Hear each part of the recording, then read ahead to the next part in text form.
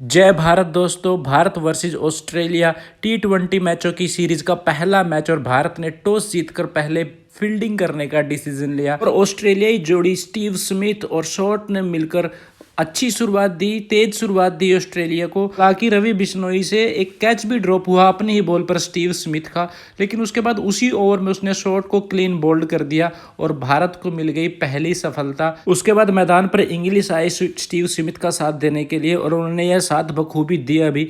Ground के चारों ओर अच्छे शॉट्स लगाए दोनों ने मिलकर।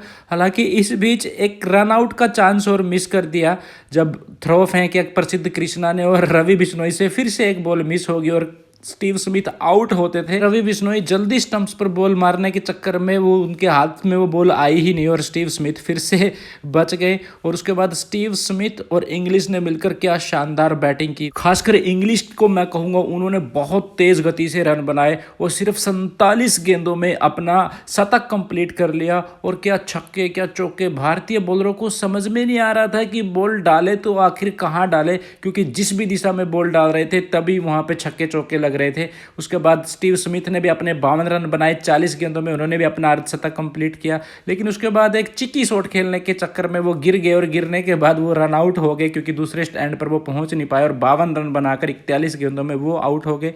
और उसके बाद 110 रन बनाए 50 गेंदों का सामना करने के बाद इंग्लिश ने सिर्फ 50 गेंदों में 110 रन बना दिए और इस तरीके से 208 रनों का एक बड़ा स्कोर रख दिया भारत के सामने। इसके जवाब में भारतीय बल्लेबाज भी शानदार टच में दिख रहे थे। पहली गेंद पर यशस्वी जायसवाल ने चौका लगा दिया और उसके बाद एक छक्का उसी ओवर में। हालांकि एक नुकसान भी बड़ा हो गया, उसी ओवर में यशस्वी जायसवाल ने कॉल ली और दूसरे रन के लिए भाग रहे थे, लेकिन ऋतुराज गायकवाड़ को फिर बीच में ही रोक दिया।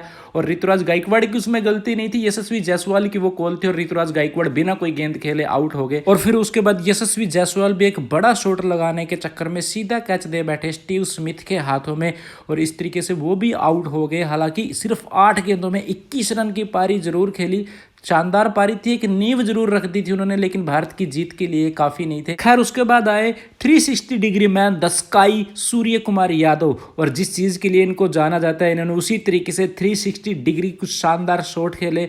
और दूसरे छोर पर बखूबी साथ निभाया इनका ईशान किशन ने, वो भी ग्रेट टच में दिख रहे थे, वो भी छक्के और चौके लगा रहे थे और दोनों ने मिलकर एक अच्छी पार्टनरशिप को बिल्ड किया, तेज गति से रन बनाए। जब ये दोनों क्रीज पर थे तो पहले 8 ओवरों में 89 रन और पहले 10 ओवरों में 110 रन बन चुके थे। पहले धीमे खेल रहे थे ईशान किशन, लेकिन उसके बाद क्या जबरदस्त बैटिंग उन्होंने की और जब वो दोनों क्रीज पर थे तो गेंद ऐसे आसमान में ही दिखाई दे रही थी और दर्शकों का खूब मनोरंजन हो रहा था। सूर्य कुमार यादव से पहले ही इन्होंने अपनी 50 कंप्लीट कर ली थी और सूर्य कुमार यादव भी इनकी तारीफ करने से चूके नहीं। और जब ईशान किशन आउट हुए तो भारत का स्कोर 134 रन था और 13वां ओवर चल रहा था और जाते जाते वो तिलक वर्मा को भी समझाया गया कि क्या उनको करना है। वो सिर्फ 39 गेंदों में 58 रन की शानदार पारी खेली ईशान किशन ने, लेकिन दूसरे छोर पर सूर्य कुमार यादव अभी भी क्रीज पर टिके हुए थे और क्या शानदार शॉट वो भी लगा रहे थे। बहुत तेज गति से उन्होंने अपना अर्धशतक कंप्लीट किया और क्या शानदार अर्धशतक था। ग्राउंड के चारों ओर छक्के और चौकों की बारिश उन्होंने करके रखी।